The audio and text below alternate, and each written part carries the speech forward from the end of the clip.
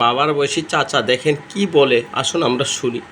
চাঁদাবাজ যেন বাংলাদেশে থাকে না, এই দেশে চাঁদা হয়। সকালবেলা ভাই আমি একটা যাত্রী নিয়ে অ্যাপসে আফতাবনগর থেকে সদরঘাটে আসছি। আমি যাত্রী নামাইয়া 1 সেকেন্ড টার্মিনালে আমি দাঁড়াই নাই। টার্মিনাল থেকে আমি বের হওয়ার সময় 2 জন লোক হলুদ পোশাক পরা, দেখতে একদম চোরের বাচ্চার মতন চেহারা, তারা আমার সাথে 30 মিনিট বার্গেনিং করার জন্য। আমি বলছি টাকা দিব না। এর মধ্যে একটা ঘটনা হইলো, আমি 3 দিন যাবত গাড়ি চালাই না, পয়সার সমস্যা। আমার যাত্রী আমাকে অ্যাপসে 524 টাকা পে করছে। আমি ওগো টাকা কেন দিব? এখানে তো আমি টার্মিনালে গাড়ি রাখি নাই। দেশ এটা দেখবেন, এই টার্মিনাল কোন সরকার লিজ দিয়েছে, কত টাকায় লিজ দিয়েছে, এই কার জন্ম?